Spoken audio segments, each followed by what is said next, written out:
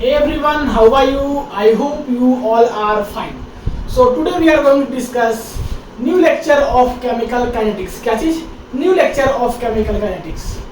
तो आपको हम बताए हैं कि ये चैप्टर जो है आपका बहुत इंपॉर्टेंट चैप्टर है अगर आप CSIR नेट JRF का तैयारी कर रहे हैं या तो फिर गेट एग्जाम का तैयारी कर रहे हैं उसके लिए भी, और जो बच्चे अगर IIT JAM का तैयारी कर रहे हैं उनके लिए भी ये चैप्टर्स बहुत ही हेल्पफुल होने वाला है। तो इसका हम बताए हैं आपको कि CSIR नेट JRF में 14 से लेकर के 16 मार्क्स तक इस चैप्टर का वेटेज है, और इसका ऑलरेडी हम लोग 2 लेक्चर डिस्कस कर चुके हैं। उसमें हम लोग क्या किए हैं, ग्राफ के बारे में डिस्कस किए थे। एक में डिस्कस किए हैं कि आपका स्ट्रेट लाइन ग्राफ के बारे में, सेकेंड लेक्चर में डिस्कस किए थे हम लोग एक्सपोनेंशियल ग्राफ के बारे में, और आज के लेक्चर में जो है हम लोग कंप्लीट करने वाले हैं ग्राफ वाला सेक्शन। आज हम लोग जो है बचा हुआ जो 2 ग्राफ है दैट इज की पैराबोलिक ग्राफ और हाइपरबोलिक ग्राफ, दोनों को हम लोग इस क्लास में कंप्लीट करने वाले हैं। ठीक है, तो देखिए ये सब जो बातें हैं हम लोग क्यों पढ़ रहे हैं, ग्राफ पढ़ने की क्या जरूरत है, क्योंकि हमको जो डायरेक्ट टॉपिक में चीज लिखा हुआ है उसको पढ़ लेना चाहिए था। तो देखिए आगे चल के आप लोग न्यूमेरिकल्स जब बनाओगे, क्वेश्चंस बनाओगे ग्राफ से रिलेटेड तो फंसोगे। तो इसी के चलते सोचे कि इस चैप्टर में आपका बहुत सारा ग्राफ से रिलेटेड क्वेश्चन पूछा जाता है, या यही पे इसी चैप्टर में नहीं, थर्मोडायनेमिक्स में आपका हो गया, क्वांटम में आपका हो गया, सब जगह पे ग्राफ से रिलेटेड क्वेश्चन पूछा जाता है। तो ग्राफ का कॉन्सेप्ट आपका क्लियर होना चाहिए। देखिए एक्चुअली है क्या, केमिस्ट्री एक्चुअली टफ नहीं है। अगर आपका बेसिक चीजें क्लियर है तो केमिस्ट्री बहुत इजी है, सारा न्यूमेरिकल्स बनता है। वही अगर बेसिक में थोड़ा भी दिक्कत होगा तो आप फंसने लगोगे। तो आप ध्यान दिए होंगे कि अगर हम डायरेक्ट चैप्टर पढ़ाते हैं तो आपको चैप्टर समझ में आएगा, लेकिन जब आप क्वेश्चंस बनाने जाओगे तो वहाँ पे छोटा छोटा कॉन्सेप्ट की रिक्वायरमेंट होती है, और वो कॉन्सेप्ट यही सब है, ग्राफ के बारे में, डिफरेंशिएशन, इंटीग्रेशन, ये सब चीज़ आपको बेसिक बातें आना चाहिए। तो जहाँ जिस बेसिक बात की रिक्वायरमेंट होगी वहाँ पे हम आपको उस चीज़ को बताएंगे। छोड़िए ज़्यादा अभी हम नहीं डिस्कस करेंगे ये सब बारे में, अभी हम डायरेक्टली अपना टॉपिक के ऊपर डिस्कस करते हैं, दैट इज की केमिकल काइनेटिक्स का ये है लेक्चर नंबर 03। तो सभी लोग हेडिंग लगा लीजिए, केमिकल काइनेटिक्स 03।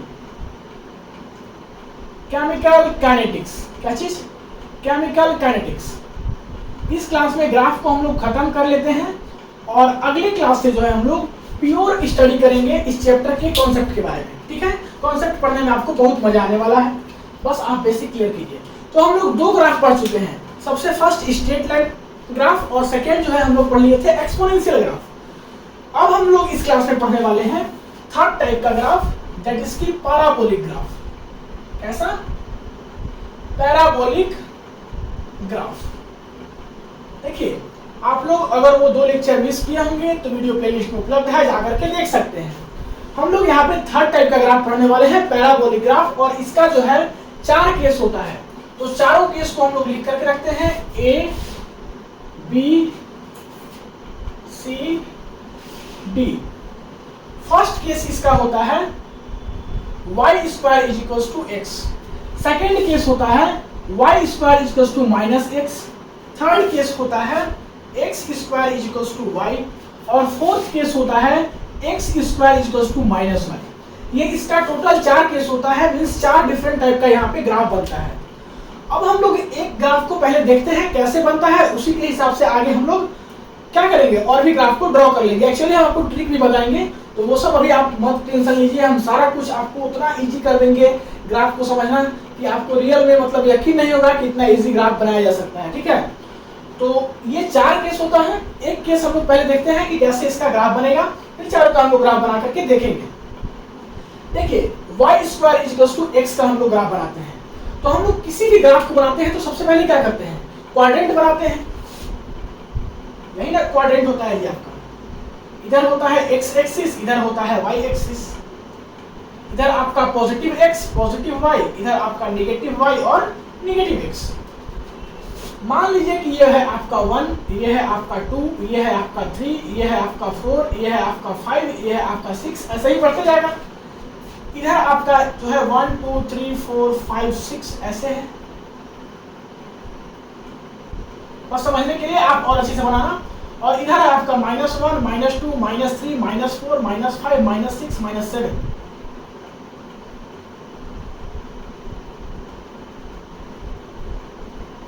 यहाँ -6 कर लीजिए और यहाँ पे -7 कर लीजिए।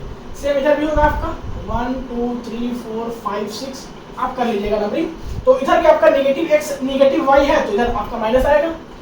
तो ये होता है आपका क्वाड्रेंट, और इसमें हम लोग जो है ग्राफ को प्लॉट करते हैं।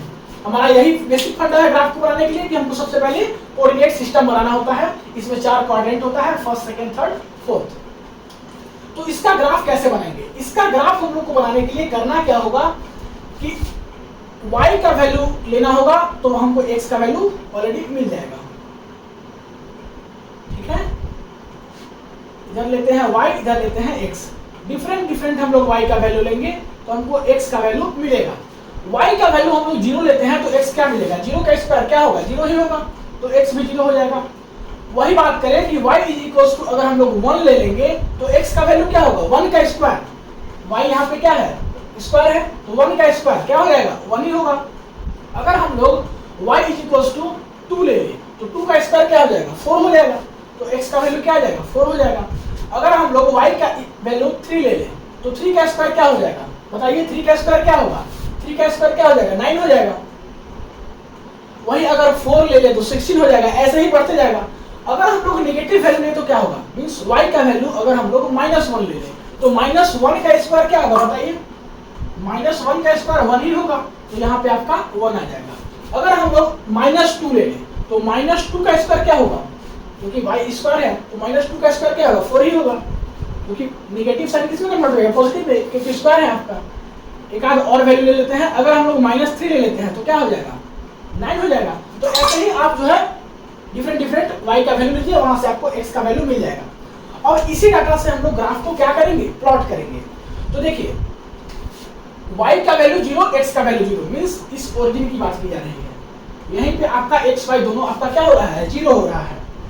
फिर देखिए, y का वैल्यू 1 है तो x का वैल्यू 1 है, y का वैल्यू 1 तो x का वैल्यू 1, मींस ये पॉइंट, इसका 1, इसका 1। y का वैल्यू 2 तो x का वैल्यू 4, y का वैल्यू देखिए ये 2 हो गया तो x का वैल्यू 4, मींस कुछ इसके सीधा यहाँ पे ऐसा आएगा।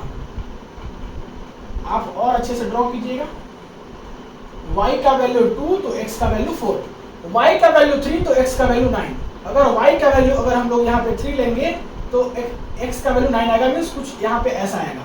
अगर हम लोग इसी को आगे बढ़ाते कोऑर्डिनेट को तो यहाँ पे कुछ ऐसा आता है। सेम अगर हम लोग y का वैल्यू -1 ले तो y का वैल्यू अगर -1 ले, मींस ये वाला, ये -1 है तो x का वैल्यू क्या होगा? 1 होगा, मींस यहाँ पे जाकर के कुछ ऐसे डाटा आ जाएगा।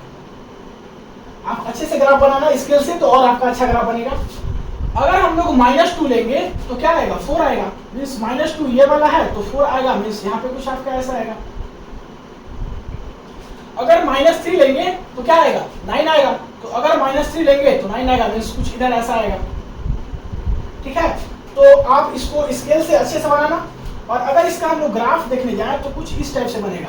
थोड़ा सा आप इसको अच्छे से बनाओगे तो और अच्छा आएगा आपका। नहीं, मान लो यहाँ पे कुछ ऐसा वैल्यू आया है तो ये जाके आपका इस टाइप का कुछ ग्राफ बनेगा, दैट इज y² = x का। तो आपको इसको बनाने के लिए इतना वैल्यूज लेना पड़ेगा। इतना क्यों टेंशन ले? हम लोग कंपटीशंस का तैयारी कर रहे हैं, हम लोग सीधा ट्रिक को अप्लाई करेंगे। ठीक है, ट्रिक को अप्लाई करेंगे और सिमिलरली इसी टाइप का ग्राफ हम लोग हर का बना लेंगे, बस एक ट्रिक के हेल्प से। कैसे बनाएंगे वो देखिए। इतना हमको डाटा लेने की आवश्यकता नहीं है, इतना टाइम बर्बाद करने की जरूरत नहीं है।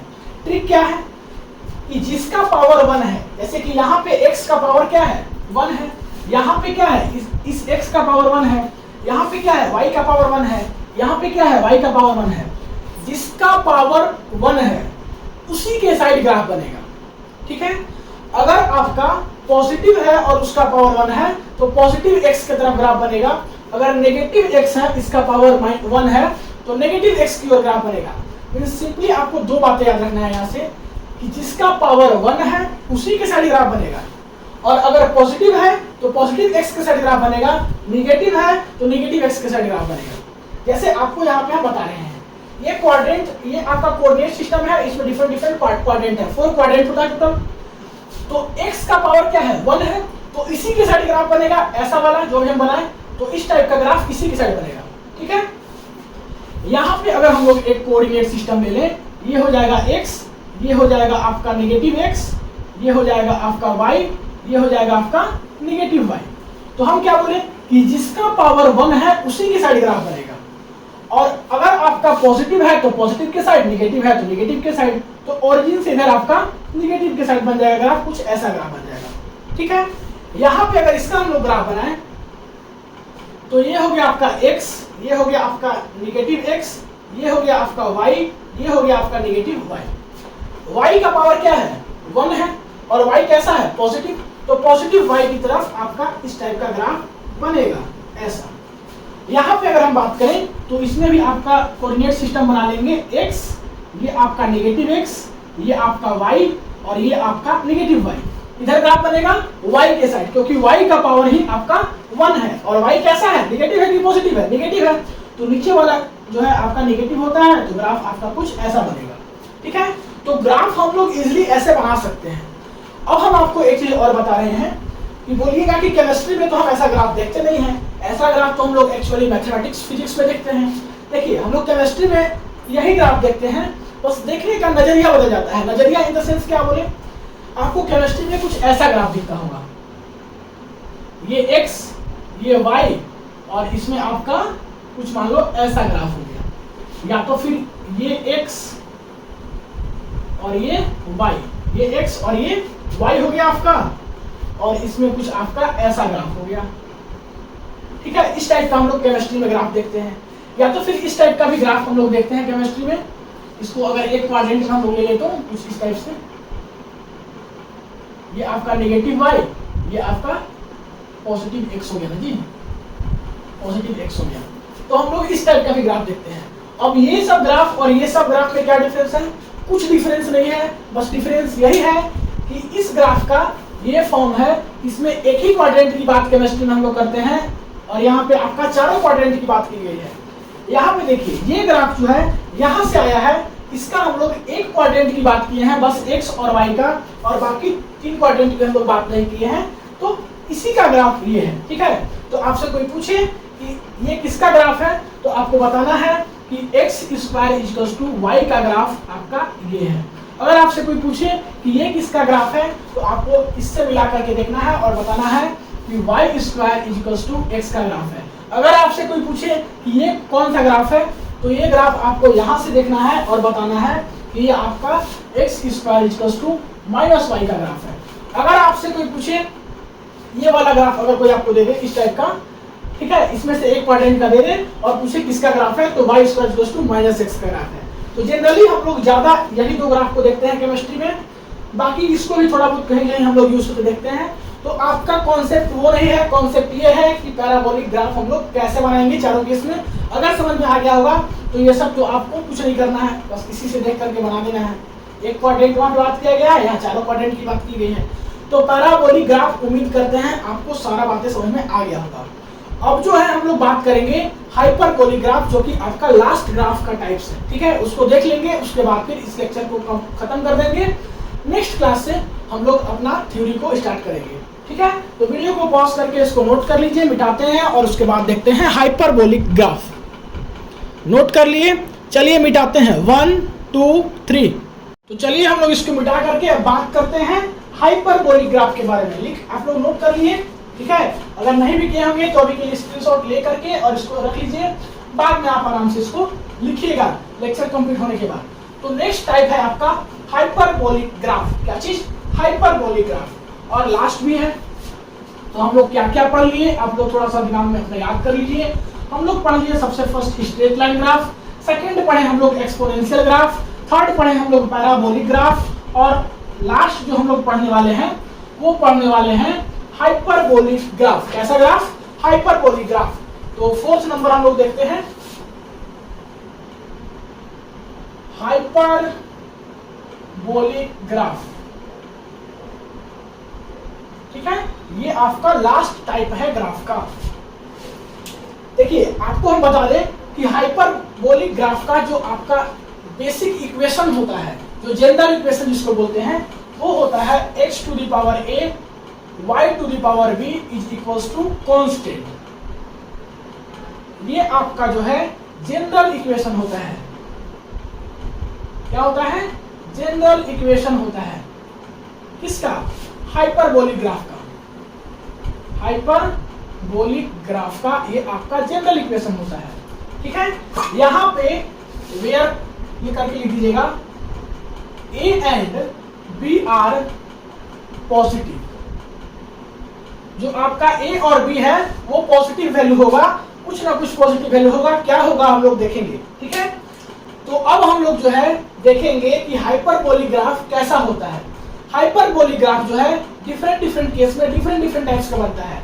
वो हम इसलिए बोल रहे हैं कि A and B are positive value, और ए और बी का वैल्यू हम लोग चेंज करते रहेंगे तो डिफरेंट डिफरेंट केस एराइज होगा और आपका डिफरेंट डिफरेंट टाइप्स का ग्राफ बनेगा। तो चलिए हम लोग बात करते हैं केस 1 का। इसका बात करते हैं केस 1, जहां पे कि हम लोग ए का वैल्यू रखते हैं 1 एंड बी का वैल्यू रखते हैं 1। तो ए का वैल्यू 1 रखेंगे, बी का वैल्यू 1 रखेंगे तो क्या हो जाएगा, X Y is equals to constant हो जाएगा। ठीक है, X Y is equals to constant. और इसका जो ग्राफ होता है वो बनता है आपका कुछ इस प्रकार से। ये रहा आपका कोऑर्डिनेट सिस्टम, ये एक्स, ये वाई, ये निगेटिव वाई और ये निगेटिव एक्स, और इसका ग्राफ जो है आपका कुछ बनता है इस प्रकार से। इसको बोलते हैं हम लोग डिक्रीजिंग ग्राफ। ये सिमिलर उसी टाइप का ग्राफ बनेगा जैसे कि हम लोग लेंगे X Y is equals to 5, तो y इज इक्वल्स टू क्या होगा 5/x। इसका जिस प्रकार से ग्राफ बनेगा सेम इसी का ग्राफ यहाँ पे है, क्योंकि ये कांस्टेंट वैल्यू है। कांस्टेंट वैल्यू हम लोग मान लो 5 ले लिए तो कुछ ऐसा बनेगा।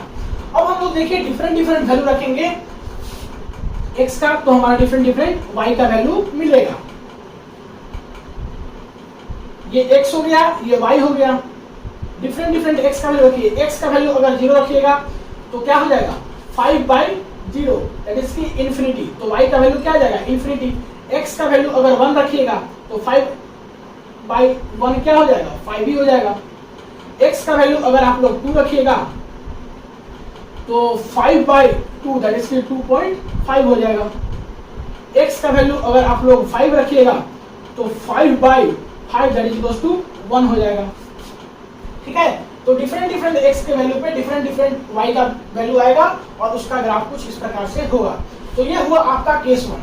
अब हम लोग थोड़ा सा बात करते हैं कि केमिस्ट्री में हम लोग इस टाइप का ग्राफ को डिस्कस नहीं करते हैं, हम लोग एक ही क्वाड्रेंट में ग्राफ को डिस्कस करते हैं, दैट इज की ये रहा आपका x और ये रहा आपका y, और हम लोग इस ग्राफ की बात करते हैं केमिस्ट्री में, एक ही क्वाड्रेंट की बात करते हैं। तो वो ग्राफ कहाँ से आया, इसी से आ रहा है। तो आपको कॉन्सेप्ट को समझना है। अगर ये कॉन्सेप्ट समझ जाइएगा तो ये आपको अगर इस टाइप का मिलेगा तो समझ जाइएगा कि ये हाइपरबोलिक का केस है और ये हाइपरबोलिक में केस 1 है, जिसमें कि a का वैल्यू 1 है और b का वैल्यू 1 है। ये इसका ग्राफ है। ठीक है, तो ये हुआ केस 1। अब हम लोग बात करते हैं केस 2 का।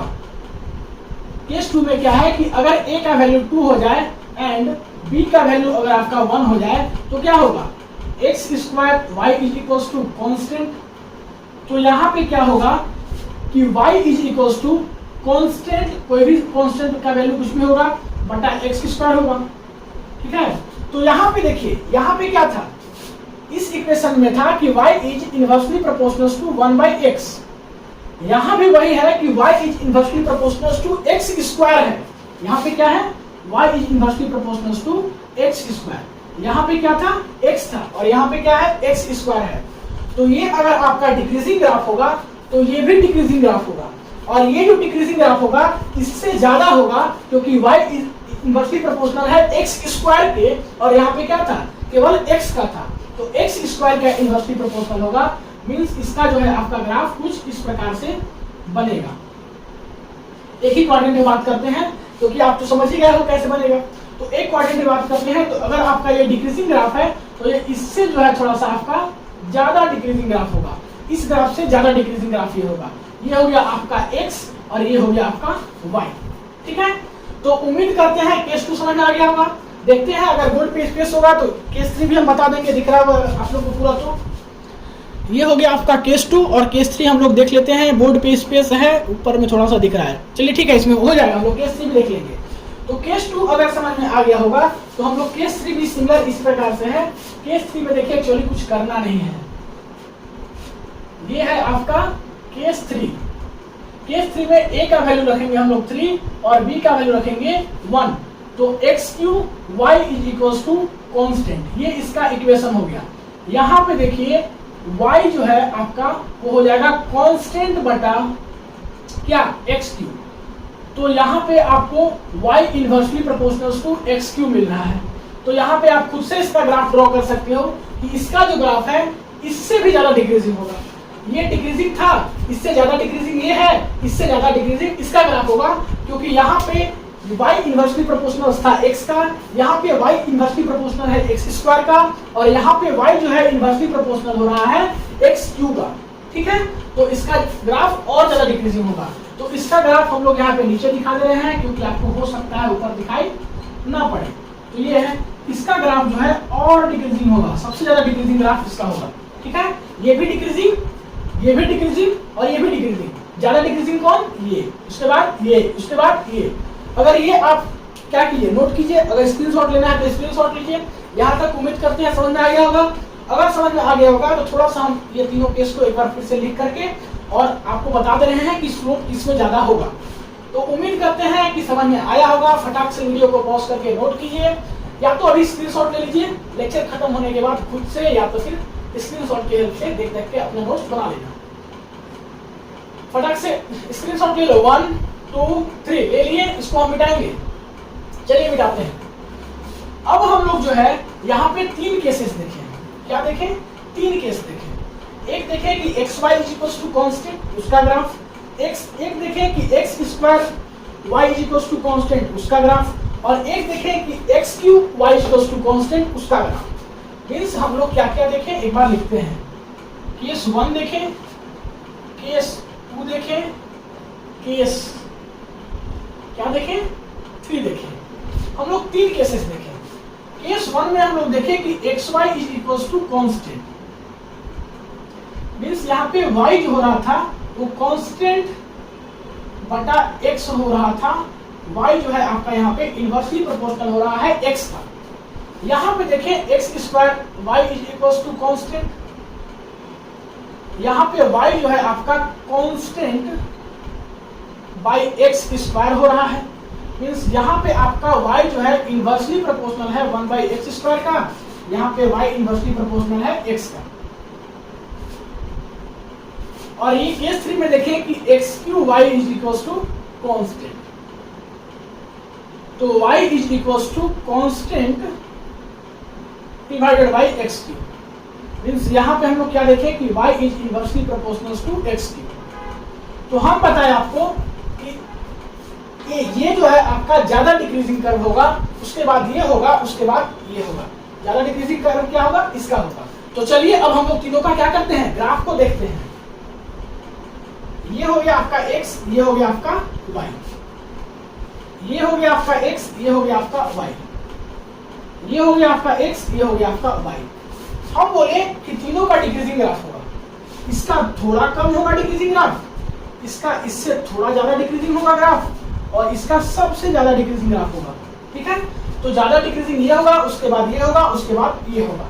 तीनों का डिक्रीजिंग नेचर ही होगा ग्राफ का। ठीक है, अब हम आपको एक क्वेश्चन देते हैं कि अगर हम आपके पास तीनों के केस में यहाँ पे रख दें, हम क्या रख दें?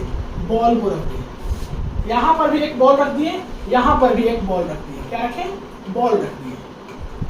तो हमारा क्वेश्चन है कि कौन सा बॉल सबसे फास्ट यहाँ पे नीचे पहुंच जाएगा, या ये वाला, ये वाला, ये वाला, तीनों में से कौन सा केस में सबसे जल्दी बॉल नीचे पहुंचेगा? बताइए। ये क्वेश्चन कुछ नहीं है, अगर आप स्लोप का कॉन्सेप्ट पढ़े होंगे तो आपको समझ में आया होगा। देखिए, आपको यहाँ से एक हिंट दे रहे हैं कि एक जब आप लोग पार्क में जाते हैं, आप लोग अब नहीं जाते होंगे, बच्चे जब थे तब जाते थे, या किसी बच्चे को अभी भी लेकर के जाते होंगे, तो वहां पे एक स्लाइडिंग वाला लगा रहता है झूला, देखे होंगे, जिसमें कि बच्चे ऊपर से बैठते हैं और फिसल करके नीचे आ जाते हैं। ठीक है, तो वो कुछ इसी प्रकार का केस है। यहाँ पे बच्चे को नहीं रख करके बॉल को रख दिया गया है, और पूछा गया है कि कौन सा बॉल सबसे फास्ट नीचे आएगा, ये तीनों में से, ये और ये। तो इसका सीधा आंसर है कि जिसका स्लोप ज्यादा होगा उससे बॉल सबसे फास्ट नीचे आएगा। और किसका स्लोप ज्यादा है? जिसका ज्यादा कर्व होगा उसका ज्यादा स्लोप होगा। तो यहाँ पे देखिए, इसमें ज्यादा कर्व बन रहा है, इसमें सबसे ज्यादा, इसमें थोड़ा सा कम इसके कंपेरिजन में, और इसमें इसके कंपेरिजन में कम। तो स्लोप यहाँ पे ज्यादा है। ठीक है, उसके बाद यहाँ है, उसके बाद यहाँ है। तो जहां ज्यादा स्लोप वहां फास्ट बॉल नीचे आएगा, तो इस केस में बॉल आपका नीचे आएगा। तो इसको मान लीजिए 1, इसको मान लीजिए 2, इसको मान लीजिए 3। तो 3 के केस में आपका बॉल नीचे आएगा सबसे फास्ट, उसके बाद 2 के केस में, उसके बाद 1 के केस में। तो उम्मीद करते हैं कि ये सारा बातें आपको समझ में आ गया होगा। ग्राफ आपका यहीं पे खत्म हुआ। अब आपको ग्राफ के बारे में कुछ नहीं पढ़ना है, इतना पढ़ लिए होंगे।